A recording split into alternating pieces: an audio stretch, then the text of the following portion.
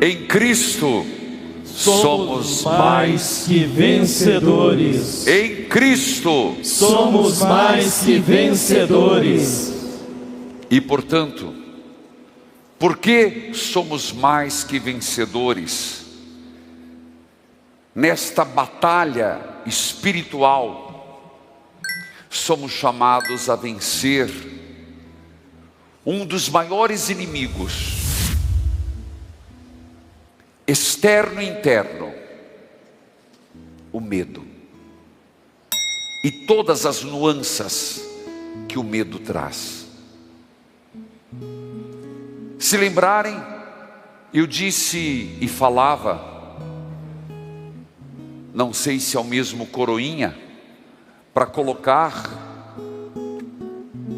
que na batalha espiritual real, nós temos as armas de Deus. Temos ou não temos? Alguém arrisca lembrar? Vamos, gente. Intercessão de Nossa Senhora, o Santo Rosário. Que mais? A caridade. Foram duas até agora. Jejum. Chegou a cavalaria.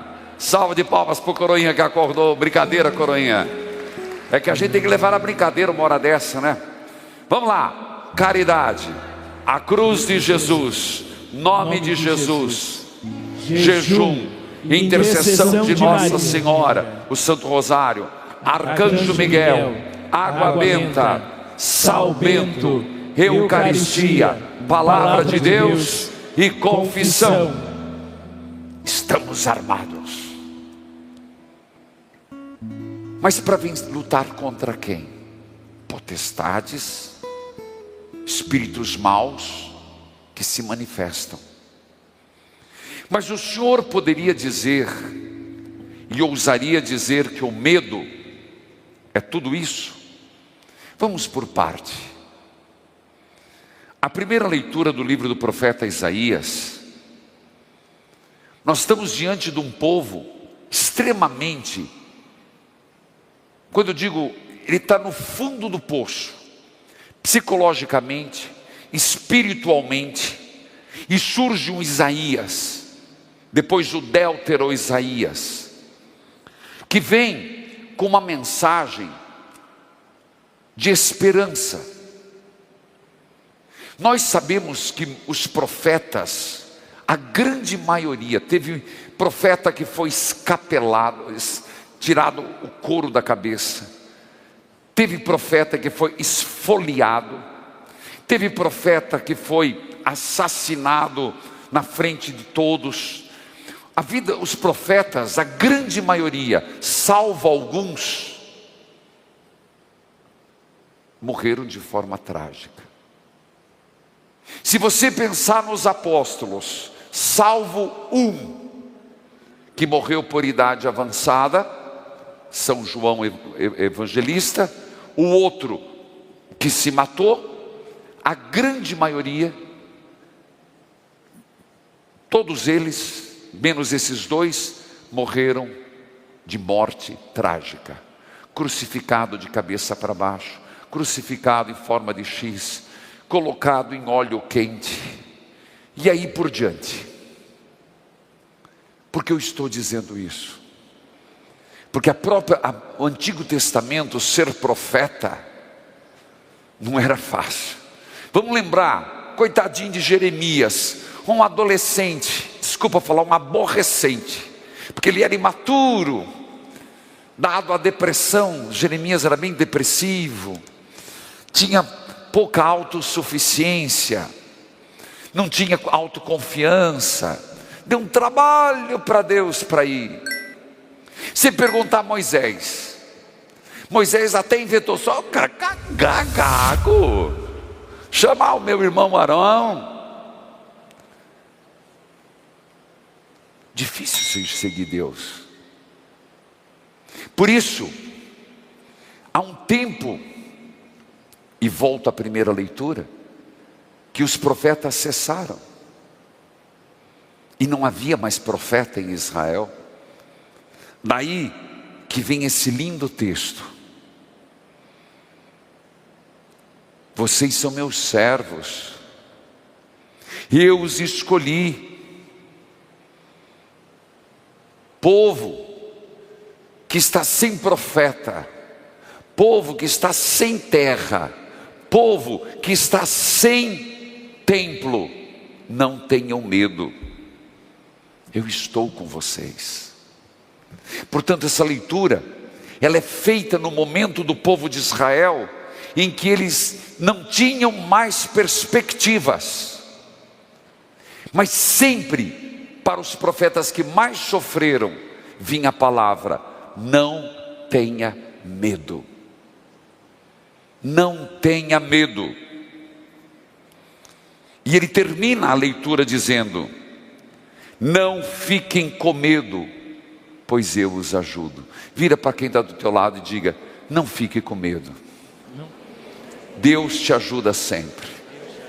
Fala isso para quem está do teu lado, meu filho. Fala com coragem, como se você fosse contar aquela fofoca que, nossa senhora, sabe quando está fervendo a língua assim, eu tenho que te contar. Conta para ele, ó, não tenha medo, meu filho, Deus vai te ajudar sempre. Assim,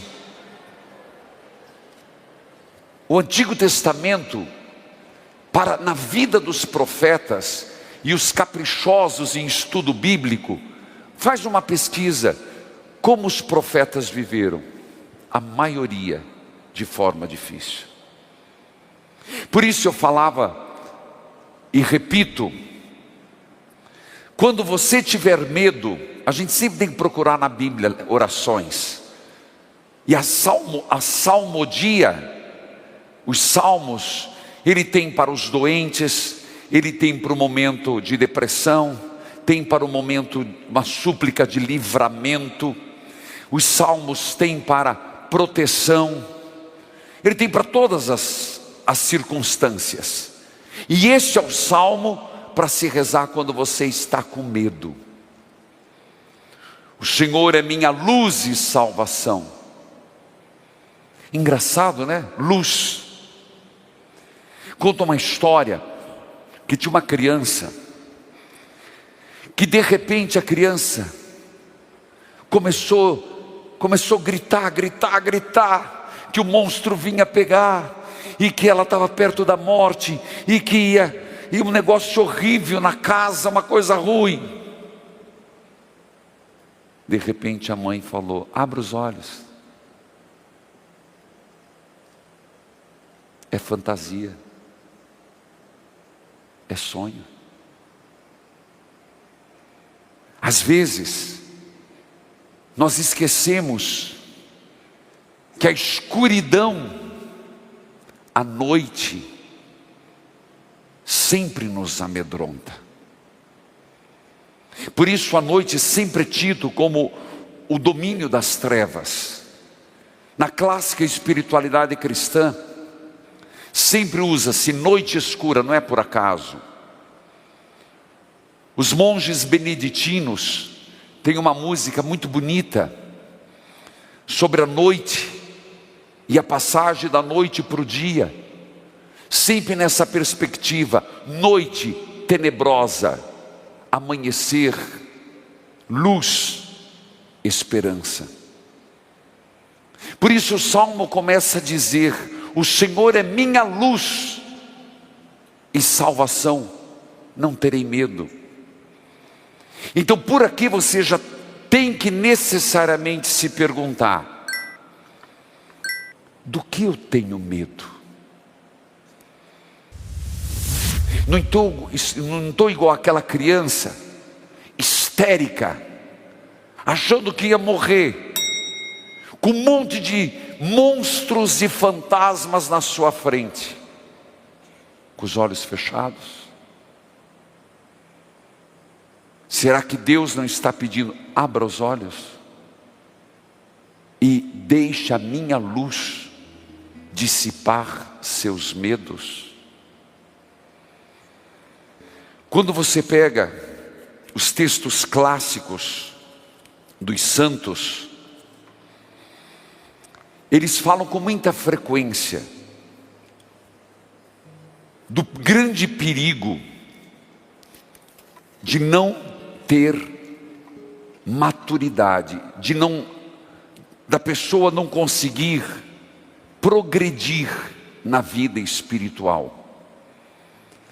Se fala muito, por que a pessoa, e essa é a pergunta que eu como padre, com 27 anos de padre, deveria me fazer, se eu progredi na santidade ou não.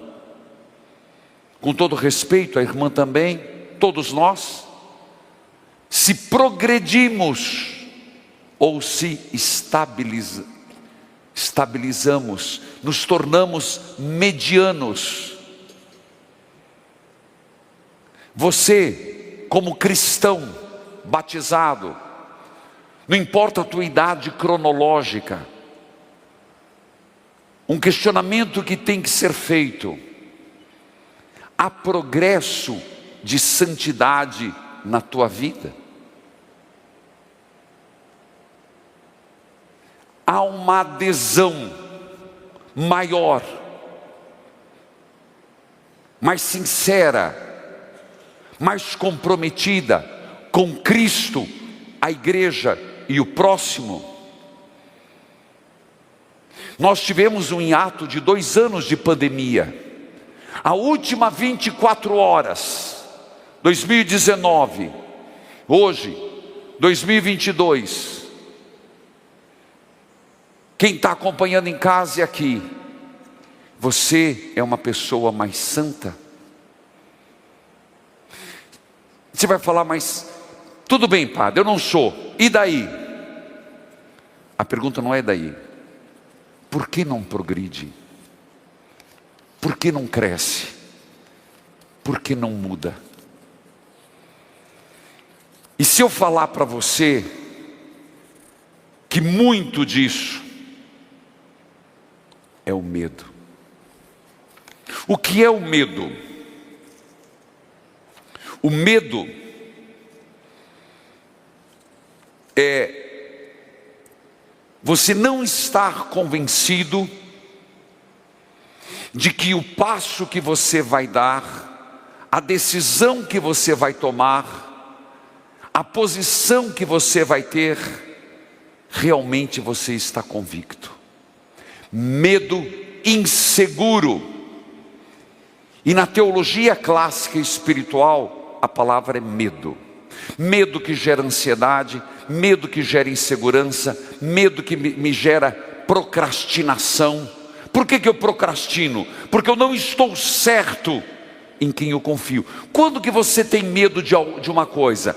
Quando você acha que você não tem forças para combater teu inimigo. Repito. Quando que você tem medo? Caramba, velho, eu tenho medo daquele cachorro, porque o bicho é grande, dente enorme, e se eu chegar perto, vai arrancar um pedaço da minha perna, se não for outra parte. Eu tenho medo, porque eu me sinto impotente diante da ameaça que eu estou tendo. Compreendido? Tenho medo diante de um ladrão, porque eu não sei como ele vai agir. Eu não sei o que ele vai fazer. Então, eu fico atemorizado. Ainda não entendi, padre. Devagar. O medo pode ser bom? Pode. O medo de autopreservação. O medo é da natureza, por isso eu falei que Jesus teve medo. É da natureza humana. Às vezes, com um pouco de medo, você se preserva de se aventurar em bater o carro. Com medo, consciência, as coisas juntos, você não dirige tão rápido, você é mais ponderado. Medo não é por todo ruim. O medo faz parte da nossa vida. Quando que ele é ruim? quando ele me impede de tomar decisões livres, quando ele me faz parar no tempo, quando ele se torna um limitador do meu progresso humano e espiritual. Esse é o medo. É esse medo que os santos tanto temiam. Tenho medo do medo que tenho de progredir. Tenho receio. Aqui você pode usar sinônimos. Mas por que eu estou dizendo isso? Porque a Bíblia está cheia de palavras. Não tenhais medo. Engraçado, meus irmãos, até Nossa Senhora: tu serás a mãe do Salvador. Mas como acontecerá isso? Eu não conheço homem algum. Maria, não tenhais medo. Olha que impressionante, que aquela frase que nós temos diante de nós, que Maria disse a Juanito, ele estava tremendo de medo. Medo de quem? Do bispo, que não acreditou nele. Imagina, me vem ali um caboclinho, um índiozinho. Medo do quê? O tio que estava morrendo. E o que a mãe disse? Você está com medo? Se você pegar os textos, eu os tenho aqui, mas não vou lê-los na íntegra. A frase que está lá em Guadalupe, se Deus quiser vou visitar, que diz assim: por que tens medo, Juanito?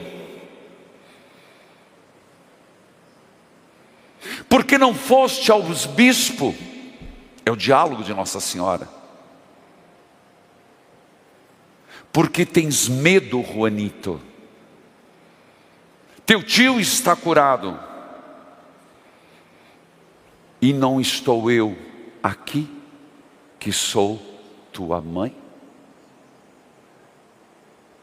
Aquela que ouviu do anjo: não tenhas medo, Maria, de se lançar na obra do Senhor. Menina de 15 anos, grávida, prometida em casamento. Não tenhas medo, menina, se joga, menina. Sim, estou aqui, Senhor. Faça-se em mim segundo a tua palavra. Juanito, não tenhas medo. Não sou eu que estou aqui, sua mãe? Lembremos, e a pergunta é: do que temos medo? Medo do quê? Quantas pessoas deixaram de fazer por medo?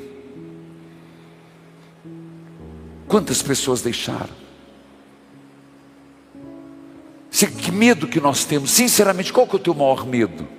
Que te leva à ansiedade, medo que te leva à preocupação, medo que te tira o sono. Eu não sei o que. Medo que não te faz bem. Medo de críticas. Sério?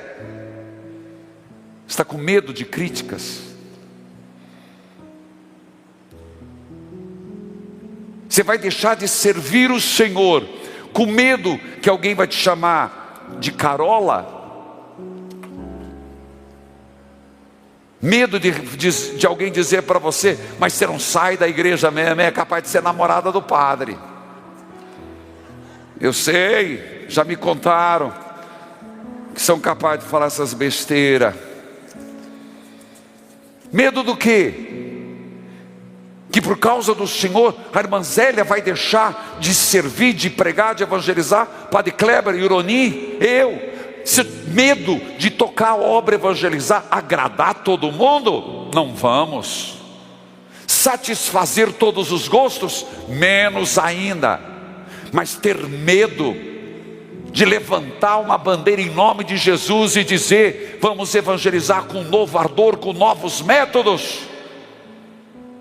Você vai ter medo de ser uma mãe cristã dentro de casa, medo porque é insegura de levar teus filhos a progredir, ter coragem de dizer assim: ó, embaixo da minha casa, enquanto você morar embaixo do meu teto, esse espatuá não entra, minha filha. Vocês não vão ficar dormindo junto, e eu não vou comprar camisinha para colocar ali do lado da cama, não. Na minha casa tem respeito, minha casa é uma casa cristã.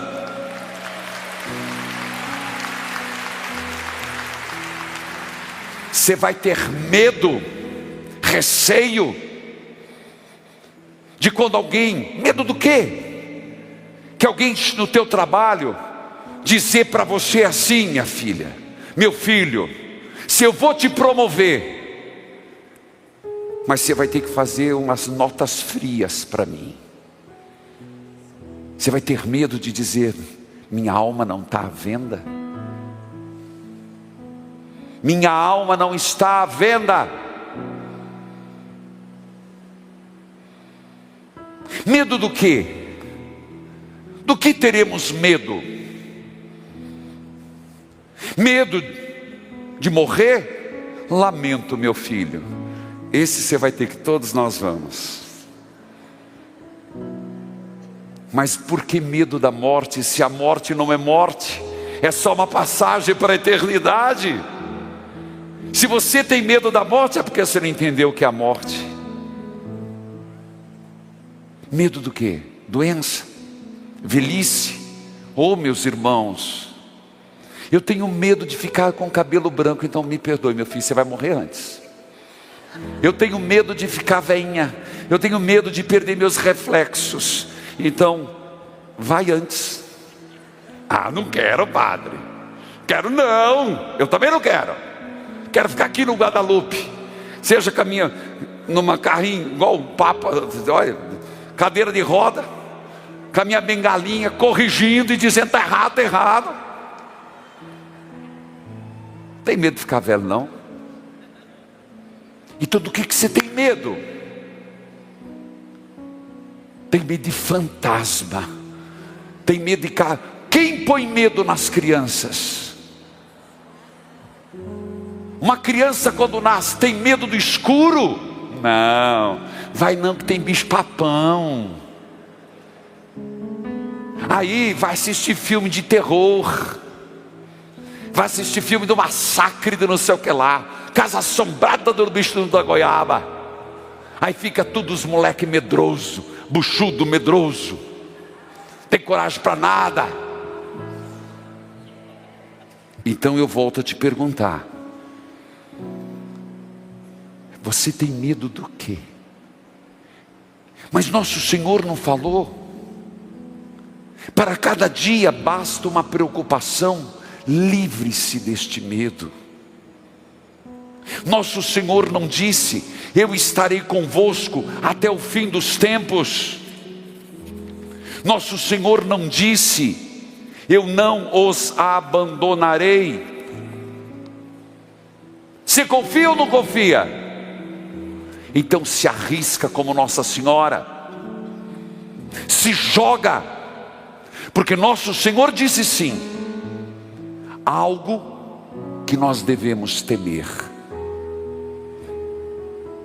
aquilo que pode colocar em risco a nossa salvação. Não tenho medo daquilo que mata o corpo, tenho medo daqueles que matam a alma e conduz à perdição. Isso devemos temer. Então, meus irmãos, por que não progredimos? Porque nós temos medo de confiar no Senhor. Ora, o Evangelho. Vocês sabem que eu gosto demais dessas leituras. Tem uma música que não vou cantar agora, Tempestade, Mas de Marcos não. Marcos é o único que coloca Jesus dormindo com travesseiro. Por quê? Porque os outros evangelistas dizem que Jesus vem de fora, para mostrar para nós algumas coisas. Marcos é o único que diz: mas por que vocês estão com tanto medo? Filho, nosso Senhor estava no barco,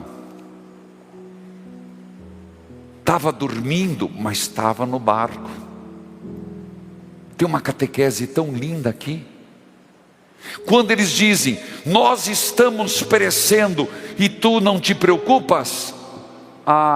Quer dizer, nós estamos perecendo e ele está no barco, vai perecer junto. Olha que ridículo.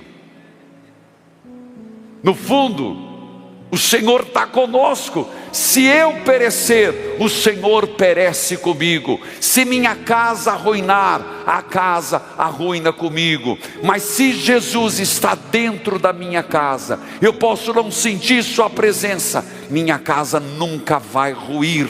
Se Deus estiver no meu sacerdócio, eu posso não percebê-lo. Ele parece estar dormindo, mas nunca vou naufragar. Não há motivos com medo. Quem está em Deus? Primeira carta de São João, capítulo 4. O verdadeiro amor afugenta o medo.